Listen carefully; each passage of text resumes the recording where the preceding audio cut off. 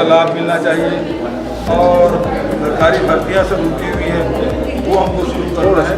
तो मैंने आग्रह ये किया कि विधानसभा से पारित हो चुका है, और चूँकि आप नए पद ग्रहण किए हैं तो आपके संज्ञान में लाना आवश्यक है। और हमने आग्रह किया कि इसमें त्वरित निर्णय हो, ताकि हम प्रदेश के हित में काम हो सके। राजनीति अपनी जगह है, लेकिन सबसे बड़ी बात यह है कि सबका उद्देश्य जनता का हित है, और इसके कारण से हमारी जो आने वाली पीढ़ी है उसका भविष्य प्रभावित हो रहा है।